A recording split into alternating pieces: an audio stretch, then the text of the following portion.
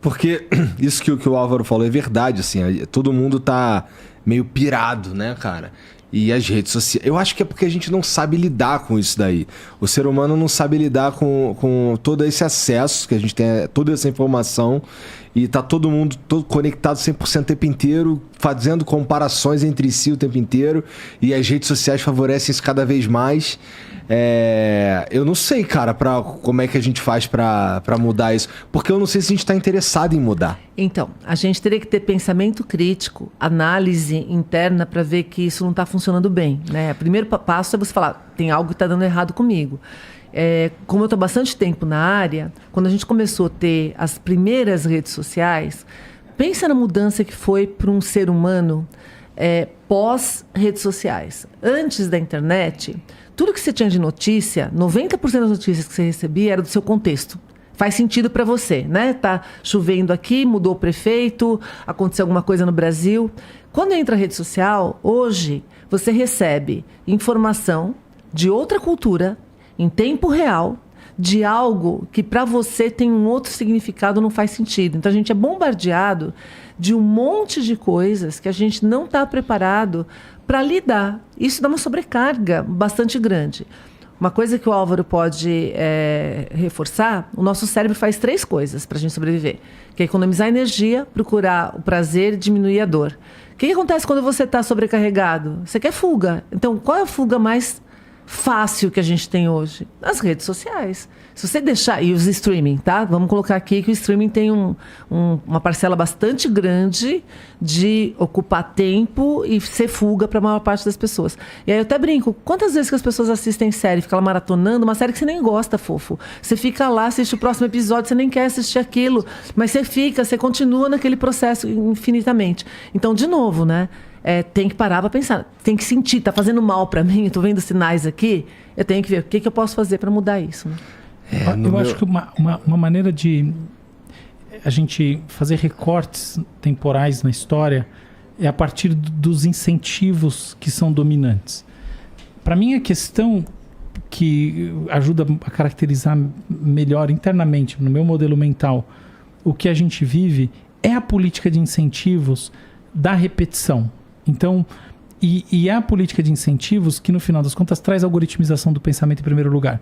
Então, por exemplo, você fazer uma coisa que uma horda imensa de pessoas faz tende a te trazer mais recompensa nesta época do que em outras épocas.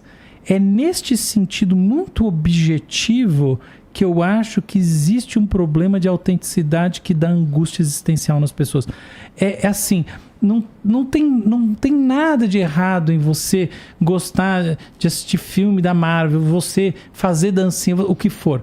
O errado, ou vamos dizer assim, o risco para o seu sentimento de pertencimento em si mesmo, para o seu DNA existencial, é subitamente essas coisas serem mais importantes do que qualquer outra que emerja de maneira espontânea e que não seja meramente seguir uma horda. Quando isso acontece, eu acho que deve tocar um alarme.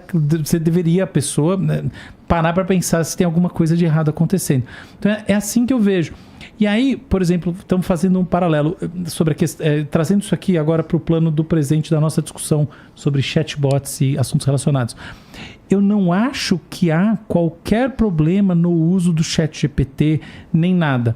Para mim, o problema é a ideia de você usar o ChatGPT para escrever um texto, para botar no LinkedIn, para ver se as pessoas clicam. Mas foda-se o LinkedIn. Perdão da palavra pro Reid Hoffman. Reid Hoffman, me desculpe, mas foda-se o LinkedIn. Entende? Para que eu vou criar uma coisa falsa para botar num troço falso para fazer as pessoas perderem o tempo delas lendo o que eu não escrevi e clicando? É esse conceito que é o problema. Não é usar o chat. O problema não é a ferramenta. Não, o problema é a política de incentivos. Agora você vai falar assim, não, o sujeito que faz isso é um idiota completo. Não. O sujeito faz isso porque existe uma política de incentivos e ele é um profissional, ele está trabalhando, ele precisa publicar, então ele não é um idiota. Ele está agindo de maneira vamos dizer assim, racional dentro do contexto. É isso que a gente tem que entender. O sujeito que está lá pensando assim, eu preciso publicar 3 vezes por semana no LinkedIn e eu não tenho uma assessoria de mídia para fazer por mim, então eu vou otimizar usando o ChatGPT, não é um idiota.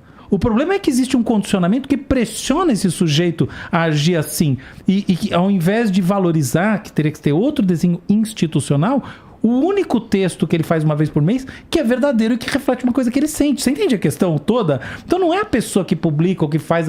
O problema é o algoritmo do TikTok botar em primeiro lugar se você fizer a mesma dancinha que todo mundo com a mesma música. Aí se você é uma pessoa racional que tem 15 anos de idade e busca um lugar ao sol, por assim dizer, né, que busca se enturmar nesse mundo, você vai fazer.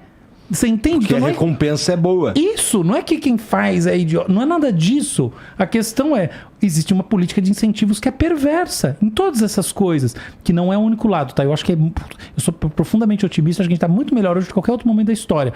Mas eu acho que dá para ser muito melhor, porque eu acho que quando a gente alivia um pouco esse tipo de pressão e passa a trabalhar com sistemas, com políticas, por assim dizer, né? Que não tem nada a ver com política no sentido da política, mas com desenhos institucionais, desenho de plataforma, etc., que premiam menos a repetição e premiam um pouco mais você falar qualquer coisa que seja você mesmo, a gente traz um alívio, porque a gente traz um senso de autenticidade subitamente. A pessoa fala, nossa, escrevi um negócio e deu certo, e era só eu mesmo. Que bom. Então eu acho que esse que é o mal do momento. Isso que você tá falando é interessante. Marta. Eu fiz um tweet gerado pelo ChatGPT, assim, meio um troço besta. Um troço assim de good vibe, sabe? Tuitei lá, porra, deu like pra caralho. Eu fiquei, caralho, os caras dando like no ChatGPT aqui, mano. Então Por isso que eu te adoro. Essa aqui é a questão. Tirador. Eu gosto de gente assim. Não, tem que ser, né? É bom que a gente tá nessa mesa, que é sinceridade o negócio. Lógico. E depois eu fui falar, caralho, cara, vocês estão dando like no bagulho do ChatGPT, porra. Mas posso falar? A gente